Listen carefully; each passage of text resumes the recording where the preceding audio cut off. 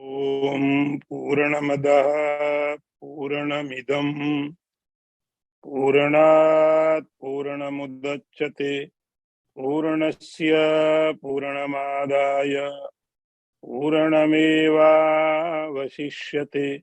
ओम शांति शांति शांतिः।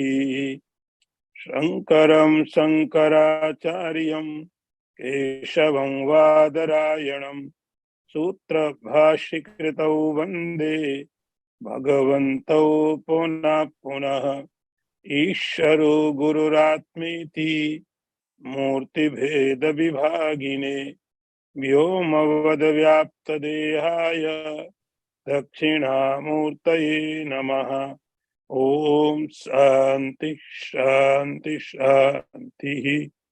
नारायणं नमस्कृत्य नरं चैव नरोत्तमं देवीं सरस्वतीं व्यासं ततो जयमुदीरयेत। ओम शांति शांति शांति।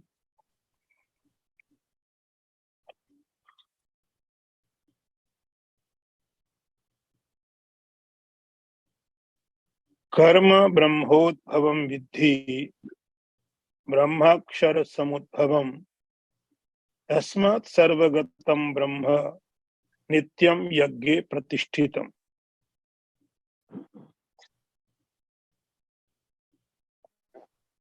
अर्थ देखिए, कर्म को ब्रह्म से, ब्रह्म का अर्थ यहाँ वेद है, वेद से उत्पन्न जानो, और वह ब्रह्म अक्षर से उत्पन्न होता है। इसलिए हे अर्जुन, सर्वगतम ब्रह्म, ब्रह्म ही सर्वगत है जो नित्य ही यज्ञ में प्रतिष्ठित होता है। अर्थ फिर देख लीजिए एक बार। कर्म ब्रह्मोद्भवम विद्धि, कर्म समुदाय को तुम ब्रह्मोद्भवम, वेद से उत्पन्न ऐसा जानो, और उस वेद को अविनाशी परमात्मा से उत्पन्न हुआ समझो। इसलिए ऐसा लगता है कि सर्वगत व्यापी जो ब्रह्म है, वह ब्रह्म हमेशा ही यज्ञ में प्रतिष्ठित होता है। भगवान अर्जुन के प्रश्न का उत्तर देते हुए कहते हैं कि एक चक्र है, एक साइकिल है पूरा, जिसके कारण ये पूरा का पूरा संसार, पूरा ब्रह्मांड चलता है। हे अर्जुन, उस साइकिल को, उस चक्र को हमको पालन करना चाहिए,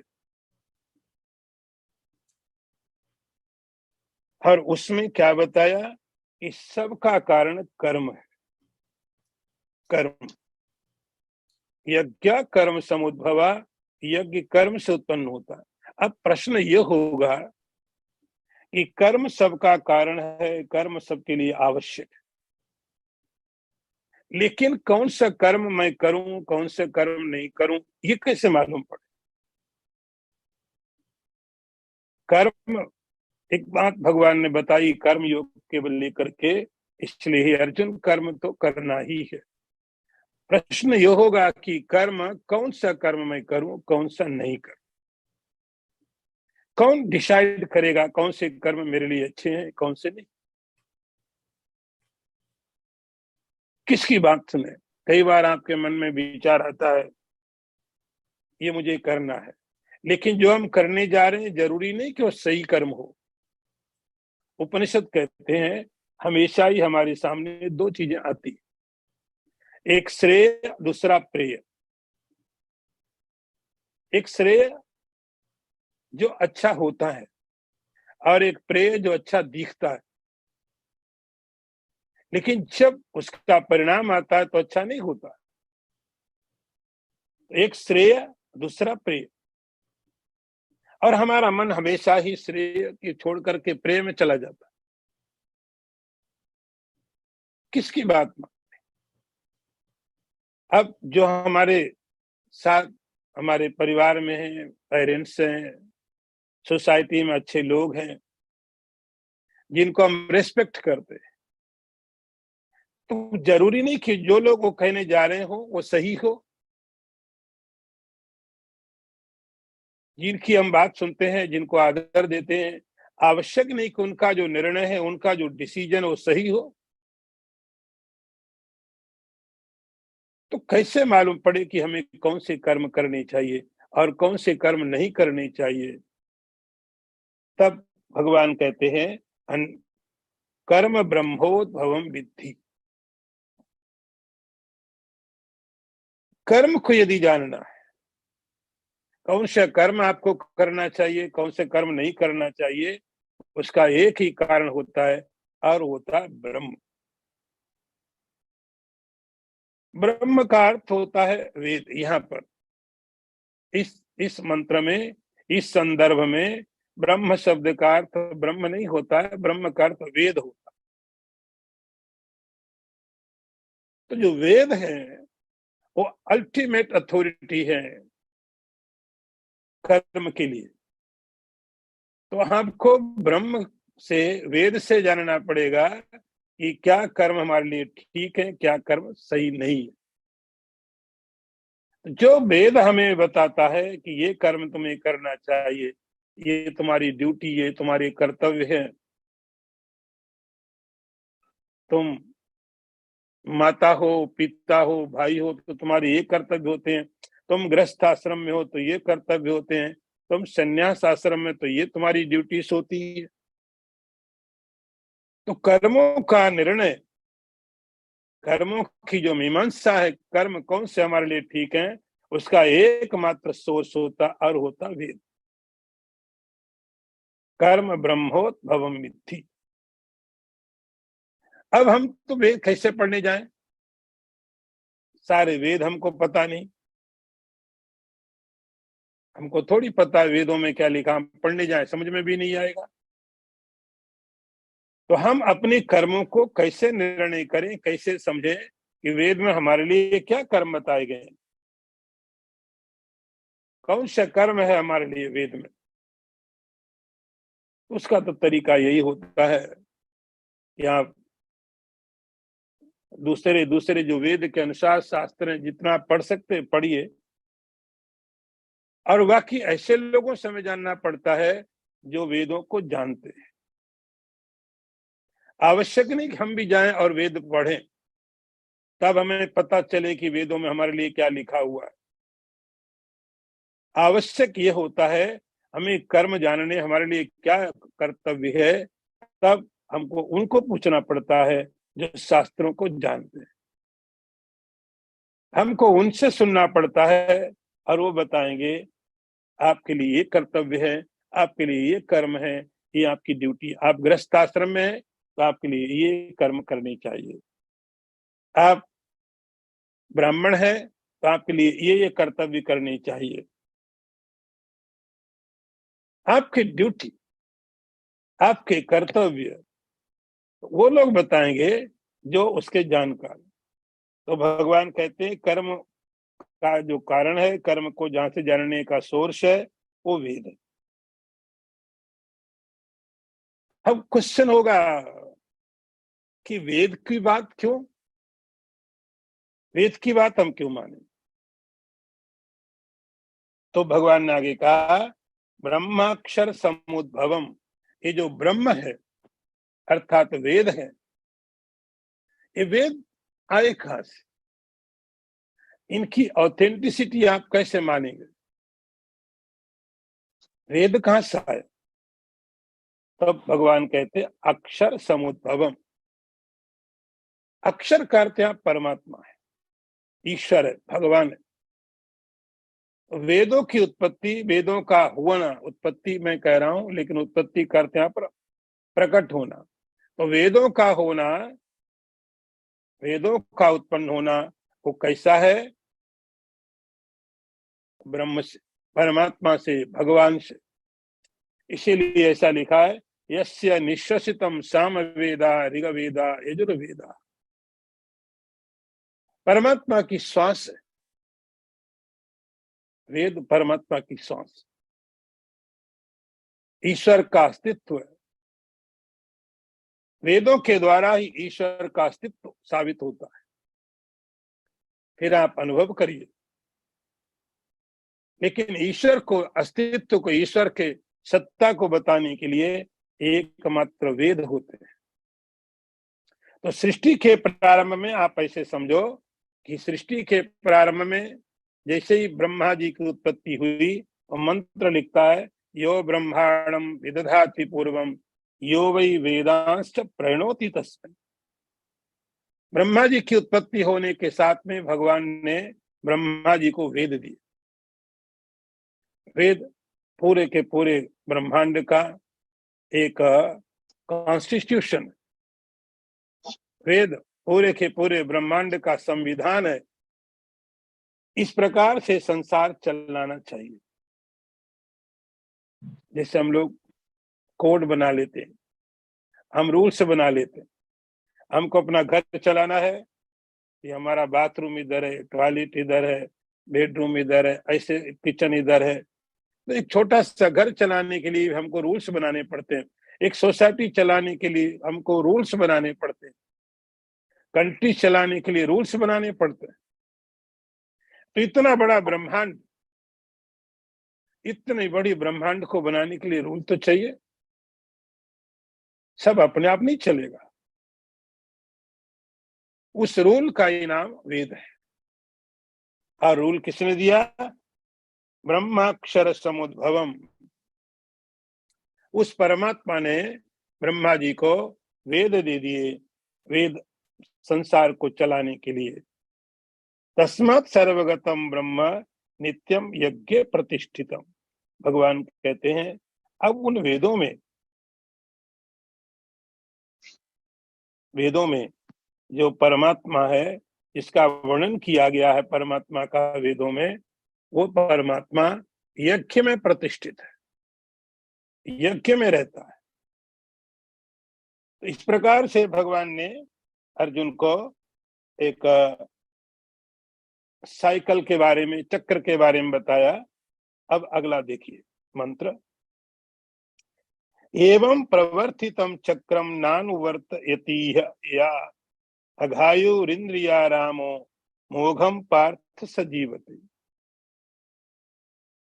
भगवान कहते हैं अर्जुन, हे पार्थ, जो मनुष्य इस लोक में इस प्रकार परंपरा से प्रचलित सृष्टि चक्र, जो उसके अनुसार काम नहीं करता है, वह इंद्रियों के द्वारा भोगों में रमण करने वाला मनुष्य पापायु होता है और व्यर्थ ही जीवता है, जीवन धारण करता है। अर्थ फिर समझ लीजिए। भगवान कहते हैं अर्जुन, जो मनुष्य, जो कोई भी इस संसार में ये जो स्थापित चक्र है, इस चक्र को छोड़ करके अपने उसके अनुकूल बर्ताव नहीं करता है, वह इंद्रियों में रमण करने वाला पाप का जीवन जीता है और उसका जीवन व्यर्थ होता है। पिछले मंत्र तक 14 और 15 दो मंत्रों में भगवान ने एक चक्कर की बात की थी, साइकिल, एक साइकिल के एक चक्र की बात। ये सारा का सारा ब्रह्मांड पूरा का पूरा एक चक्र, आप कहते संसार चक्र। यहां भगवान कहते चक्र कैसा है? वेदों से प्रारंभ हुआ है और इस चक्र को, ये संसार का रूल है, इसका पालन करना सबके लिए अनिवार्य है। ये भगवान का आदेश है। जैसे आप किसी कंट्री में रहते हैं तो वहां के जो लॉ है आपको माननी पड़ते हैं। ऐसे ही जो कोई इस संसार में रहता है, इस ब्रह्मांड में रहता है, इस चक्र को, इस आदेश को उसको मानना ही चाहिए। लेकिन जो लोग नहीं मानते हैं, एवं प्रवर्तितम चक्रम नानुवर्तयति, जो इस चक्र चक्र को स्वीकार नहीं करते, नहीं मानते। तो प्रश्न पूछा, क्यों नहीं मानते? क्यों नहीं मानते?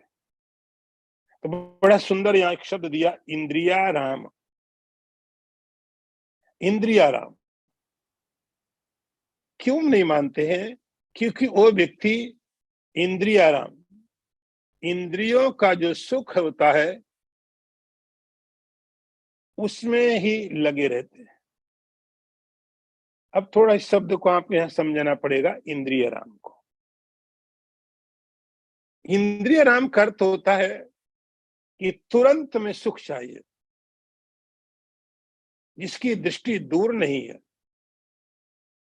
मनुष्य का एक ऐसा स्वभाव है जो कि विचारशील होना चाहिए, विवेकवान होना चाहिए, जो पशुओं और पक्षियों में नहीं है। जैसे आप किसी एनिमल को, गाय को आप ले जा करके उसको छोटी सी घास खिलाओ, एक हाथ में आपके घास हो और एक हाथ में आपके पास 1 किलो सोना हो, गोल्ड। आपके दोनों हाथों में कुछ ना कुछ है। एक हाथ में थोड़ी घास है, 1-2 किलो होगी, दूसरे हाथ में 1 किलो आप गोल्ड रखे जाओ। फिर जब आप गाय के पास जाओगे तो गाय उस गोल्ड की तरफ देखेगी भी नहीं, वो घास पर टूट पड़ेगी। घास उसके लिए ज्यादा महत्वपूर्ण है उस सोने से। उसको मालूम है कि घास खाएंगे तो पेट भरेगा, दूसरी तरफ देखती भी नहीं, विचार भी नहीं करती, क्योंकि उसको महत्व नहीं मालूम है। अब यही कंडीशन यदि किसी मनुष्य के साथ हो तो एक हाथ में 1 किलो आपको केक दिया जाए, एक हाथ में 1 किलो गोल्ड है और आपको ऑप्शन दिया जाए, व्हाट डू यू वांट? आपको पूछा, आपका जवाब मालूम क्या होगा? होगा ही नहीं, सीधे झपट पड़ेंगे। इतना समय कहाँ कि हम जवाब दें। यदि सोना मिल गया तो कितना भी तुम स्वीट खाओ, खरीदो। जो एनिमल्स का नेचर है उसको बोलते इंद्रियाराम। जो इंद्रियों के सुख के बारे में, तुरंत सुख के बारे में जो विचार करता है, आगे का कोई जिसके पास प्लान नहीं है, आगे की कोई सोच नहीं है, भगवान कहते ये इंद्रियाराम है। और इस इंद्रियाराम के कारण बहुत सी समस्याएं पैदा होती है। नया शब्द आपको मिलेगा, इंद्रियाराम। इंद्रियाराम का अर्थ ऐसा, उसको आप अलग अलग शब्दों में समझना। इंद्रियाराम कोई नाम नहीं भगवान कह रहे हैं, इंद्रिया आराम। आराम इज सुख। जो इंद्रियों के पदार्थों को इंद्रियों में जब मिलते हैं, सुख अनुभव करता है, उसका नाम होता है इंद्रियाराम। ये दो शब्द, इंद्रिय और आराम। इंद्रिय का अर्थ सेंस ऑर्गन्स, आंख, नाक, कान। आंख ने कोई पदार्थ देखा, अच्छा लगा, अच्छा लगा कि स्वीट है। बुद्धि काम नहीं कर रही है, बुद्धि काम नहीं कर रही है। आंखों को देखा, तुरंत हमने निर्णय ले लिया यही चाहिए। इसको बोलते इंद्रियाराम। तो भगवान कहते हैं इस चक्र का कोई व्यक्ति तब पालन नहीं करता है जब वो इंद्रियाराम होता है, उसके जीवन में विवेक नहीं है, विचार नहीं, आगे सोच नहीं सकता। अब कठिनाई क्या है? ना तो ये जानवर है और ना ये ह्यूमन बीइंग, क्योंकि मनुष्य होने के कारण विचार करना चाहिए। आपने सुना एक बड़ा प्रसिद्ध नीति शास्त्रकारों का एक कोट है, आहार निद्रा भय मैथुनस्य सामान्य में तत् पशुभी नराणाम ज्ञान भी तेषाम अधिको विशेषा ज्ञानी नहीं ना पशु भी समान। भोजन आहार दोनों जगह समान है। मनुष्य भी भोजन करता है, पशु भी करते हैं। पशु ज्यादा स्वाद लेता है क्योंकि जब भोजन करता है तो पूरी तरह भोजन ही करता हो, पूरी तरह, और कुछ नहीं सोचता है। हम तो भोजन करते तो भी कुछ ना कुछ सोचते रहते। आहार पशु भी सोता, मनुष्य भी सोते हैं।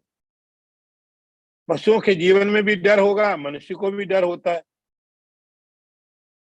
पशुओं के यहाँ भी बच्चे संतान होती, यहाँ भी बच्चे संतान होते। क्या फर्क क्या है? मनुष्य को आदर क्यों मिलना चाहिए?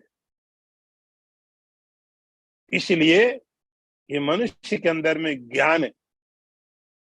ज्ञान भी तेषाम अधिको विशेषा, मनुष्य के अंदर में ज्ञान है, अंडरस्टैंडिंग है, समझ है, प्लान कर सकता है। उसको फर्क मालूम है 1 किलो गोल्ड और 1 किलो घास में मूल्यवान क्या है। जो ये फर्क न कर सके वो पशु है। इंद्रियाराम कर होता है ऐसा व्यक्ति जो फर्क ही नहीं कर पाए कि अभी जो सुख मिल रहा है ये कितनी देर के लिए है। इंद्रियाराम वो व्यक्ति भगवान कहते होता है जो सुख तो चाहता है। वो तो सब चाहते हैं, पशु भी चाहते हैं, लेकिन सुख के बारे में विचार नहीं है ये सुख कितना लंबा चल सकता है। बस अभी मिला, जानवर की तरह ले लिया, आगे क्या होने वाला है उससे कोई मतलब नहीं है। उसका नाम इंद्रियाराम। भगवान कहते हैं ये चक्र, ये जो भगवान के द्वारा स्थापित आज्ञा है, इसका इसीलिए नहीं कर पा रहा है क्योंकि वह इंद्रियाराम, इंद्रियों के बारे में सोचता है, तुरंत इमीडिएट हैप्पीनेस, नॉट परमानेंट। अभी चाहिए, इसी समय चाहिए, जो भी मिल जाए। आप देखते हो मैंने वहां भी आश्रम में देखा कि वो गाय है और एक गाय माँ है, दूसरी उसकी बच्ची। बड़े प्रेम से रहते हैं, बहुत प्रेम से रहते हैं, जैसे सब लोग घर में रहते हैं ऐसे वो भी बड़े प्रेम से रहते हैं। लेकिन जब घास ले जाके वहां डालते हैं ना तो प्रेम खत्म हो जाता है। माँ नहीं रहती, बेटी नहीं रहती, झपट्टा मारते दोनों, जिसके हाथ में जो लग जाए, जो जो खा सके। इसको बोलते इंद्रियाराम। ये इंद्रियाराम व्यक्ति ना परिवार देखेगा, ना माता देखे, ना पिता देखे। मुझे सुख मिल रहा है इसलिए मैं अपने फादर को रिस्पेक्ट करूंगा। जिस दिन मुझे सुख मिलना बंद हो गया, फादर नो मोर फादर। माँ नहीं, सोसाइटी नहीं, कुछ नहीं, बस मैं, मेरा सुख। और आजकल ये चीजें बहुत फैल गई। माई लाइफ, आप मेरे लाइफ के बीच मत आओ। इसका नाम इंद्रिय राम है। जहां ये सोच काम करती है कि मेरे सुख के बीच में यदि मेरा कोई फादर, कोई मदर, कोई ब्रदर, सिस्टर, सोसाइटी, कंट्री, कुछ भी बाधा बनता है, मुझे नहीं स्वीकार है। इसका नाम इंद्रिय राम है। वे लोग जब तक कहीं से सुख मिलता दिखाई पड़ेगा उसके लिए ठीक है। जिस दिन लगा सुख नहीं है, पत्नी पत्नी नहीं, पति पति नहीं, भाई भाई नहीं, ऐसे लोग संसार में जो भगवान ने चक्र बनाया उसको तोड़ देते हैं। भगवान कहते हैं ऐसे जो लोग हैं उनको एक और नाम दिया, अघायु। बड़े अच्छे अच्छे शब्द भगवान ने, और काफी कठिन शब्द। उनका जीवन पाप में है, उनकी आयु रोज उनका जीवन और पाप बढ़ाता रहता है। आज जितना पाप हो गया है, कल उससे और बड़े पापी हो जाते हैं, अगले दिन उससे और बड़े पापी हो जाते हैं, एक महीने में और पापी बड़े हो गए, सालों में और बड़ा पाप हो जाता। इसका नाम बोलता अघायु। इस आयु का और कोई प्रयोग नहीं, एक ही मतलब इसका है कि जीवन में और पाप बढ़ा दिए, और पाप बढ़ा दिए, और पाप बढ़ा दिए। भगवान कहते व्यर्थम सजीवती मोघम पार्थ सजीवती, उसके जीवन का कोई मतलब नहीं। इस जीवन को भगवान ने इसलिए दिया था कि कुछ उन्नति हो, कुछ डेवलपमेंट हो। ये तो और पाप कमा रहा है, और भी पाप कमा रहा है, और कोई भी पाप कभी भी उन्नति का कारण नहीं बन सकता है। मोघम पार्थ जीवती, हे पार्थ, हे अर्जुन, वह निश्चित ही उसका जीवन व्यर्थ है। सवाल नहीं कि उसके पास प्रॉपर्टी कितनी है, मतलब नहीं कि उसके पास संसार में रिस्पेक्ट कितने लोग कर रहे हैं। धोखा दिया जा सकता है लोगों को, लेकिन उसके जीवन में सुख कितना है। तो ये इंद्रियाराम जो लोग हैं, बस इनको लगा यहां से सुख मिल रहा है, ये मुझे करना है। ये पत्नी से सुख मिल रहा है तो पत्नी पत्नी है, जिस दिन मुझे ठीक नहीं लगा डाइवोर्स। जब मैं ट्रांसलेशन देखने लग गया डाइवोर्स का, तो उर्दू में मिला एक तलाक। संस्कृत में उसके लिए कोई वर्ड है ही नहीं, there is no translation in Sanskrit. तलाक के लिए, डाइवोर्स के लिए कोई ट्रांसलेशन क्यों नहीं है? क्योंकि होता नहीं था। ये रिलेशन एक जिम्मेदारी होती है, रिस्पॉन्सिबिलिटी, ड्यूटी है, ड्यूटी है, ये जिम्मेदारी है। ये इंद्रिय सुख के लिए नहीं है, एक रिस्पॉन्सिबिलिटी है परिवार के प्रति, सोसाइटी के प्रति, आपकी जिम्मेदारी है। कभी कोई व्यक्ति स्वभाव से अच्छा हो सकता है, खराब होता है, ये संभव है, लेकिन हमारी जिम्मेदारी होती है उस चीज को आगे और ले जाना, क्योंकि हमारी ड्यूटी है, इंद्रिय सुख के लिए नहीं। इंद्रिय राम व्यक्ति का फर्क होता है कि अब डाइवोर्स हो गया, अब पिता पिता नहीं, बेटा बेटा नहीं, ये हमारी रिस्पॉन्सिबिलिटी है as a father, as a son. तो शास्त्र कहता, वेद कहता है, ये आपकी जिम्मेदारी है। इंद्रिय आराम कहता नहीं, कोई जिम्मेदारी नहीं है, मुझे अच्छा लग रहा है, बस यही मेरी जिम्मेदारी कि मुझे अच्छा लग रहा है। फादर फादर नहीं, पिता पिता नहीं, बाप बाप नहीं, कुछ नहीं, कोई समाज आई डोंट लाइक, मुझे कोई पसंद नहीं है, क्योंकि मैं इंद्रिय आराम हूं।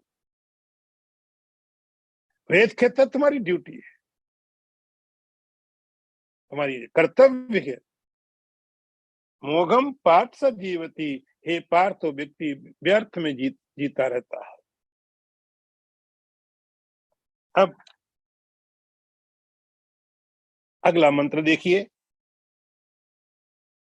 यस्तु आत्मरतिरेव स्यात् आत्मतृप्तश्च मानवः आत्मन्येव च संतुष्टः तस्य कार्यम न विद्यते।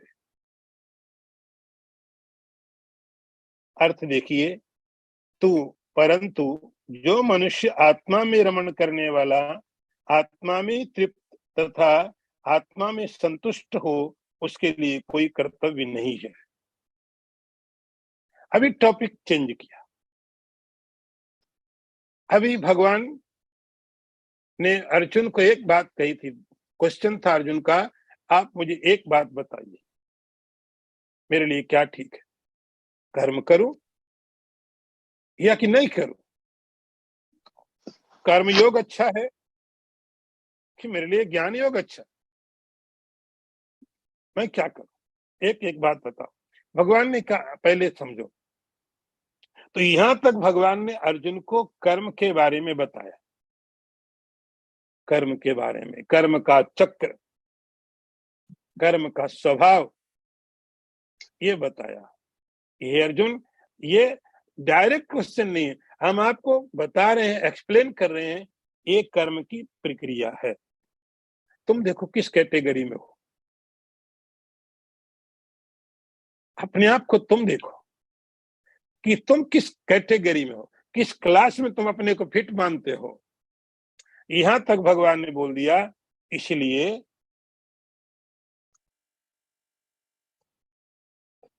ये कर्म का एक नियम है। कहीं ऐसा ना हो कि आप कर्म इसलिए छोड़ो इंद्रियाराम हो। आगे मंत्र जो आप लिखा है, इसमें क्या लिखा है? आत्माराम। दो शब्द है।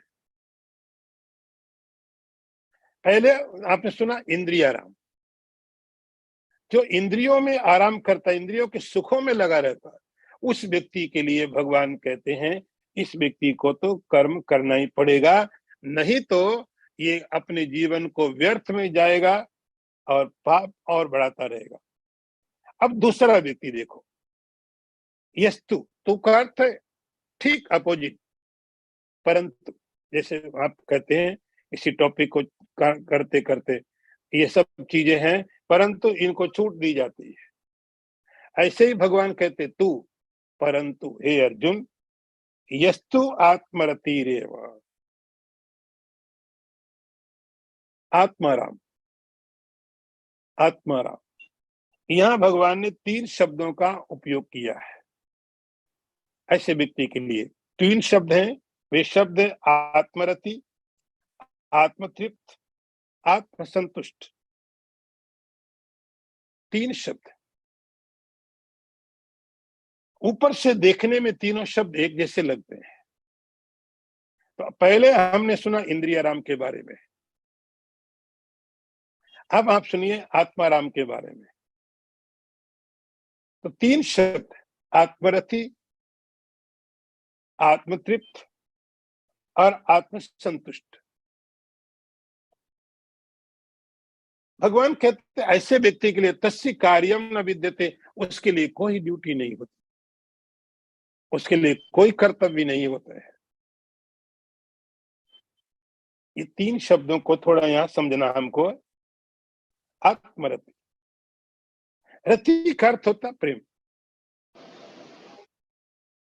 प्रेम। हम जहां कहीं भी प्रेम करते हैं संसार में, किसी भी ऑब्जेक्ट में, उसको बोलते हैं रति। दूसरा है आत्मतृप्त, तृप्त का अर्थ है बस, अब और नहीं। संतुष्ट का मतलब हुआ उससे होने वाला जो आनंद। मैं आपको एक एग्जांपल देता हूं पहले, ये बात को समझने के लिए, इन तीनों को समझने के लिए आप एग्जांपल लीजिए। जैसे कोई व्यक्ति क्या, सभी लोग भोजन को बहुत पसंद करते हैं।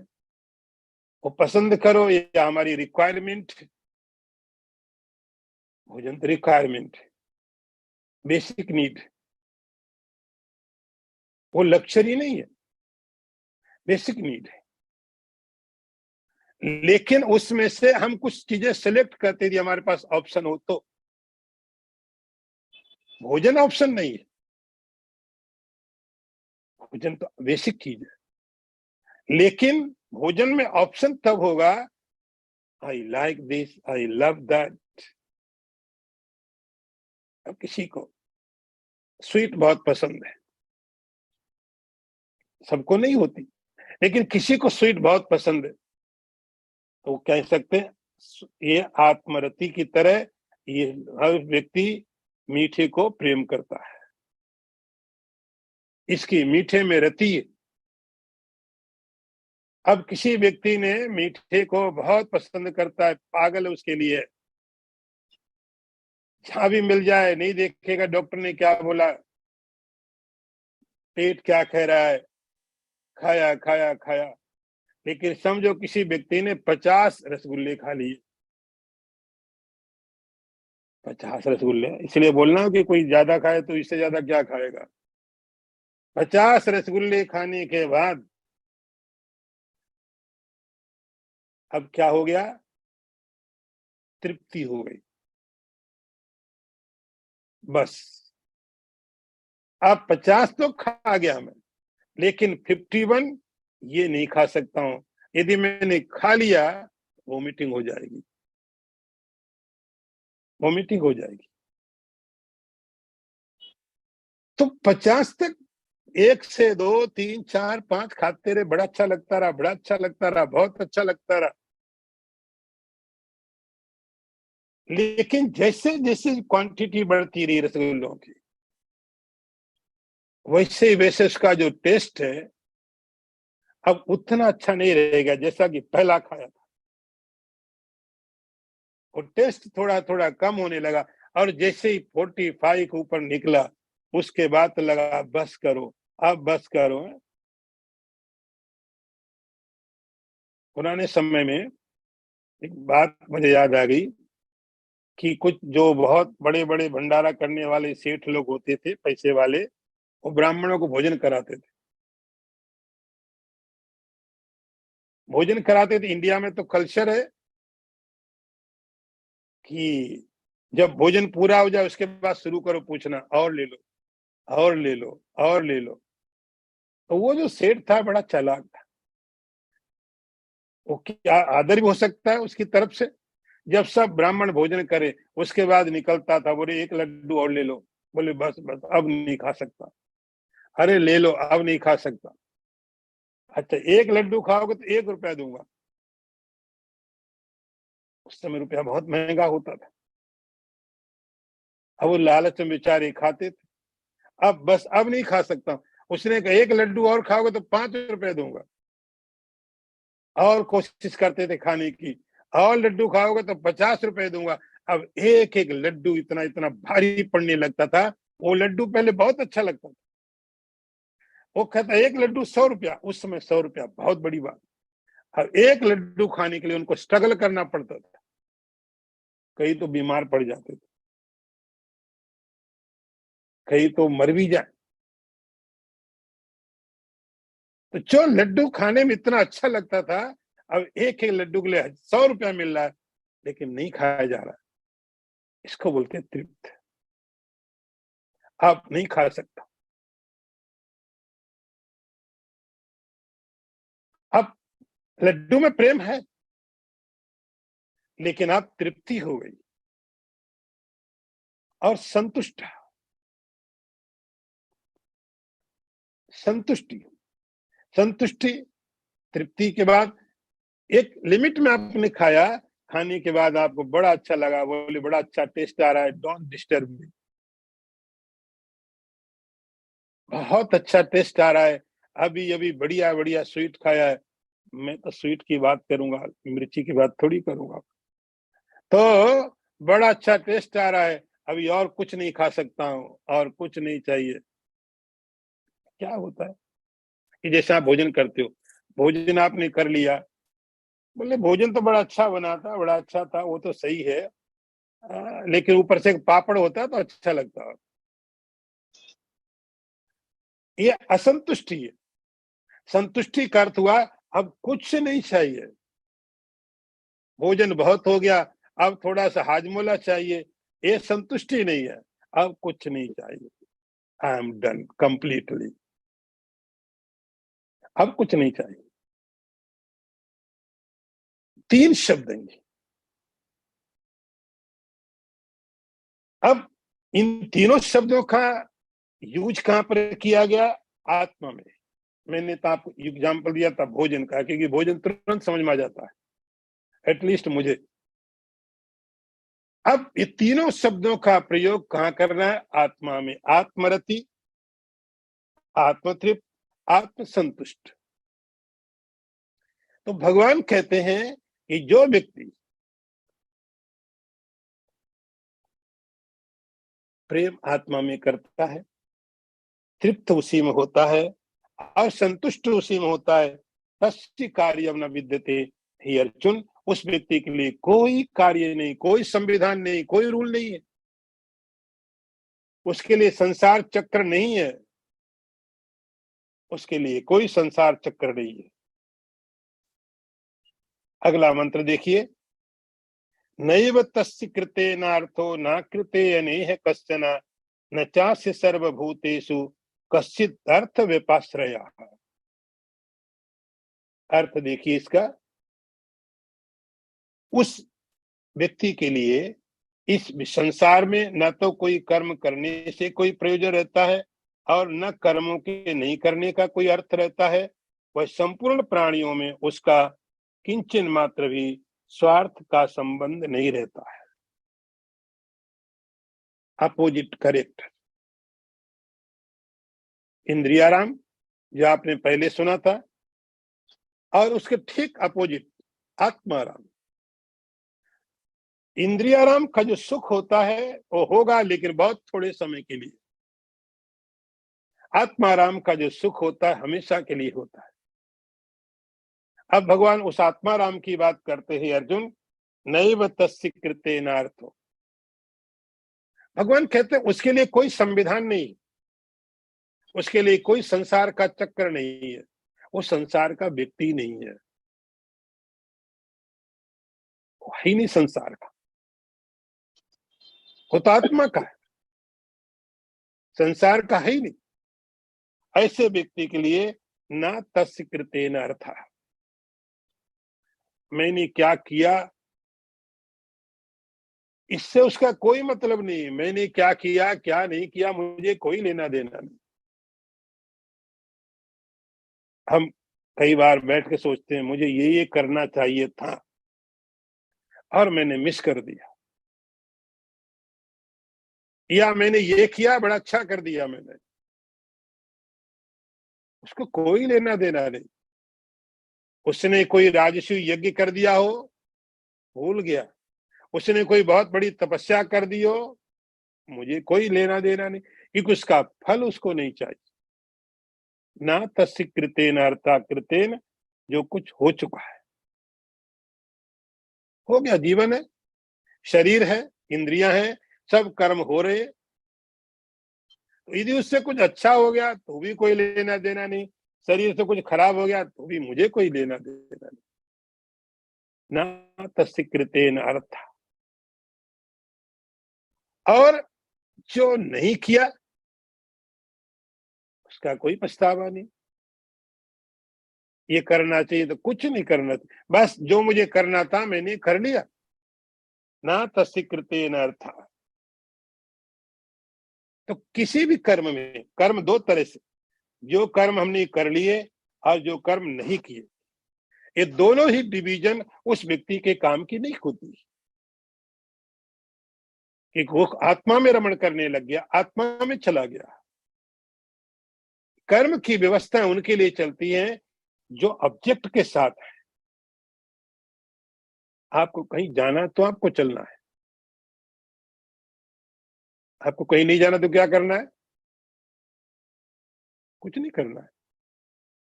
आपको किसी को प्राप्त करना किसी चीज को तो आपको कर्म करने पड़ेंगे। नहीं प्राप्त करना तो क्या करना पड़ेगा? कुछ मत करो।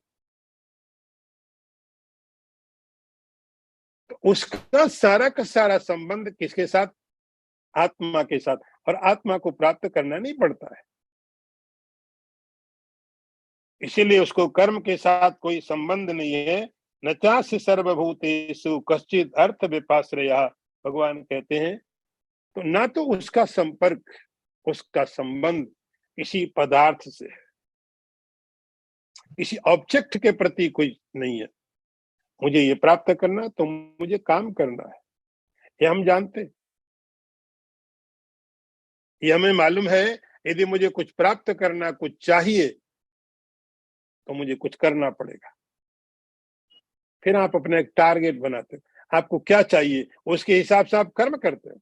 यदि टारगेट छोटा है तो छोटे मोटे काम ठीक है, टारगेट यदि बड़ा है तो आपको कुछ बड़ा करना पड़ेगा। इसको तो कुछ चाहिए नहीं, इसका तो प्रेम आत्मा से है, इसको तृप्ति आत्मा में, इसको संतुष्टि आत्मा में, कुछ चाहिए नहीं। कुछ नहीं चाहिए तो ना तो इसके जीवन में ऐसा हुआ कि कर्म करने थे या नहीं करने थे। यदि पाप हो गए तो होने दो, पुण्य हो गया तो होने दो। कश्चित अर्थ व्यपाश्रया, हे अर्जुन, और न तो उसका कोई किसी प्राणी में, सर्वभूतेषु, किसी भी प्राणी में कोई स्वार्थ है। प्रेम सबको है। यही व्यक्ति भगवान कहते प्रेम कर सकता है, यही कर सकता है। कश्चित अर्थ व्यापार, ये जो प्रेम करता है किसी कारण से नहीं करता। हमारे जो प्रेम होते हैं कोई कारण होता है, यदि कारण पूरा नहीं हुआ तो प्रेम खत्म। हमने तुम्हें इतना प्रेम किया, तुमने क्या किया बदले में, आज से तुम्हारी हमारी स्टोरी खत्म, तो खत्म बात। हम प्रेम इसलिए कर रहे थे, हम भी अपेक्षा रखते थे, अपेक्षा पूरी नहीं हुई, खत्म, दुश्मन बन गए। भगवान कहते ये जो व्यक्ति है न तो किसी ऑब्जेक्ट के लिए, इनर्ट के लिए कुछ सोचता है,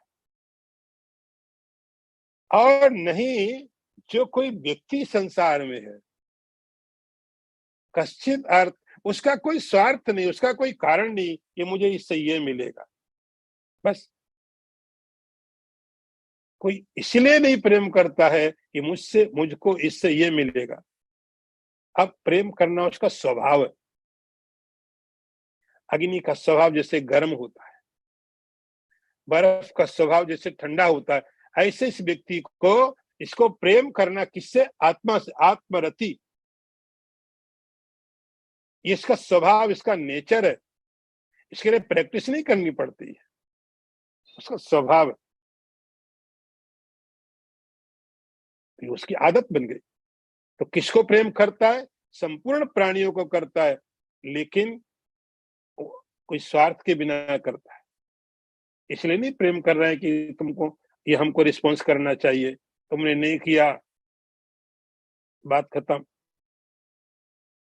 आत्मरति हो तो उसका प्रेम आत्मा में है, और वही आत्मा सारे संसार के प्राणियों में रह रहा है, तो उसका प्रेम उस आत्मा में है जो शरीर के अंदर में रहती है, और आत्मा से कोई अपेक्षा नहीं होती।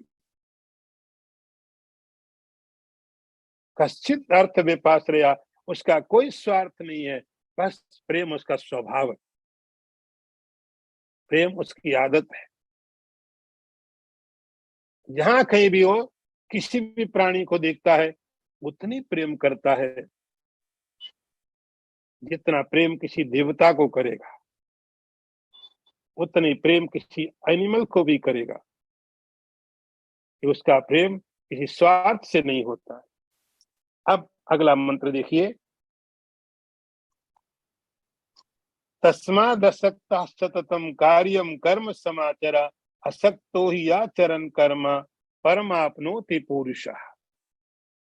अर्थ देखिए, भगवान कहते तस्माद, हे अर्जुन, इसलिए सततम, निरंतर आसक्ति से रहित होकर के अपने कर्तव्य कर्म को अच्छी तरह से करो, क्योंकि आसक्ति से रहित होकर के किया हुआ कर्म मनुष्य परमात्मा को प्राप्त करा देता है।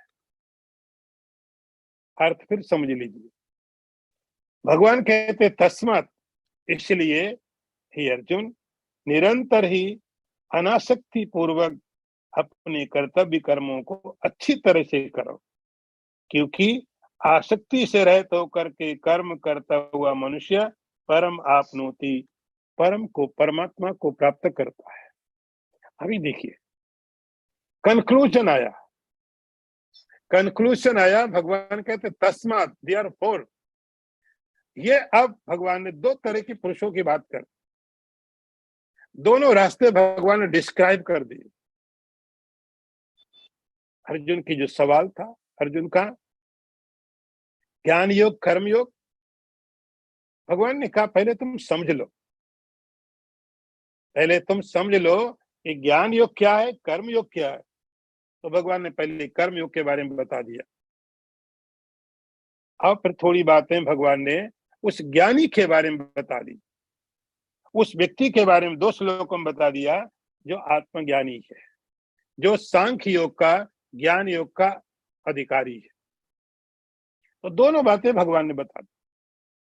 हे अर्जुन, कर्म योग का यह तरीका है और ज्ञान योग जिसकी तुम बात करते हो, तो 2 मंत्रों में भगवान ने उसका एक डिस्क्रिप्शन दे दिया। अब कहते तस्मात्, अब तुम्हारा नंबर आया, तुम कहां पर हो। भगवान ने अर्जुन को अपना उसका चेहरा दिखाया। अब तुम बोलो, तुम कहां पर हो। भगवान ने कहा, जहां तक मैं समझता हूं तुमको, आत्मा राम तो तुम हो नहीं। लड़ने के लिए आ गए, सब धनुष वनुष तैयार किया, अपने तीर तुमने बड़े तेज किए, कितने साल तपस्या की तुमने, इतने सारे वरदान मांगे तुमने, महादेव जी से वरदान मांगा, इंद्र से मांगा, इससे शक्ति इकट्ठी की, इससे इकट्ठी की। इसलिए इसका अर्थ तुम आत्मा राम तो नहीं हो, लेकिन हाँ विवेकशील हो, इंद्रियाराम भी नहीं हो। हे अर्जुन, इसीलिए तुम्हारे लिए तस्मात् सततम कार्यम कर्म समाचार। हे अर्जुन, इसलिए तुम्हारे लिए तो मेरा एक कहना है कि जो तुम्हारा कार्य है, कार्य तो जो तुम्हारा कर्तव्य है, जो तुम्हारे लिए निश्चित किया गया है, जो क्षत्रिय, तुम क्षत्रिय योद्धा हो और किसी के लिए भगवान ने दिया है, आप क्या हो पहले देखो, उसके हिसाब से तुम्हारा जो कर्तव्य है, सततम कार्यम, बिना किसी प्रमाद के, बिना किसी आलस्य के। आज ही नहीं भगवान कहते मैं रोज गीता नहीं सुनाऊंगा, ये गीता जैसी बातें रोज नहीं होगी। सततम समाचार, अच्छी तरह से समाचार, लापरवाही के बिना। आपका कर्तव्य, आपका कर्म, आपकी पूजा, आपका जो कर्तव्य है। इसलिए आप ऐसे कितने सारे कोटेशन देखते हैं, कर्म ही पूजा है। वो कोटेशन का मतलब वो इतना गहरा नहीं है जितना गहरा मतलब भगवान का है। भगवान कहते हैं समाचार, तुम्हारे जो कर्तव्य है उसको अच्छी तरह करना। कार्यम कर्म समाचार, आराधना मान के, यज्ञ मान के। आप युद्ध कर रहे हो, किसके लिए कर रहे हो। अब जैसे कोई आदमी ऑफिस जा रहा है, किस लिए जा रहा हूं मैं, काम करूंगा। काम क्यों करूंगा, पैसा मिलेगा। पैसा क्यों चाहिए, संसार के पदार्थों को खरीदूंगा। उसको क्यों खरीदना है, उससे मुझे सुख मिलेगा। तो सुख उद्देश्य हो गया। अब यही व्यक्ति अपनी मेंटालिटी चेंज करे, ऑफिस जा रहा है, क्यों जा रहे हो, काम करूंगा।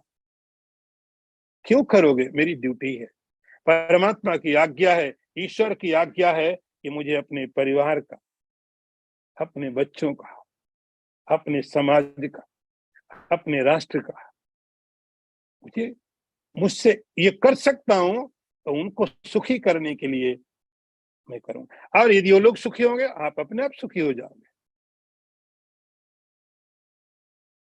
यदि आपके बच्चे सुखी है तो आप अपने आप सुखी हो जाओगे। आपकी फैमिली सुखी है, आप दुखी कैसे रह सकते। आपकी सोसाइटी सुखी है, आपका राष्ट्र सुखी है, आप दुखी कैसे हो सकते।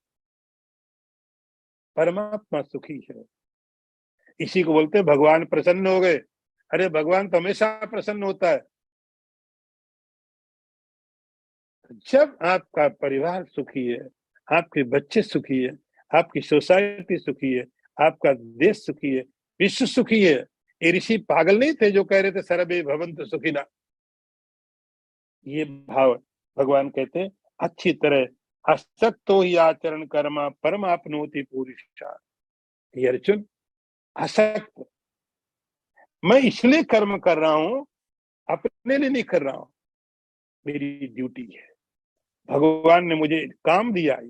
क्षत्रिय होने के कारण युद्ध करना मेरा कर्तव्य है, पाप को खत्म करना मेरा काम है, पापी को दंड देना मेरा काम, इसलिए कर रहा हूं। इस भावना से तुम कर्म करोगे, ऐसा कर्म करने वाला हर व्यक्ति परम आपनोति, अपने अंतिम लक्ष्य को प्राप्त कर लेता है।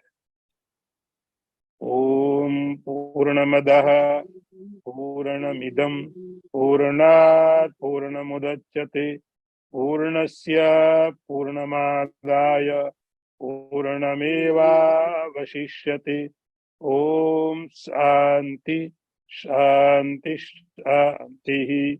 शंकरं शंकराचार्यं केशवं वादरायणं सूत्रभाष्यकृतौ वन्दे भगवन्तौ पुनः पुनः।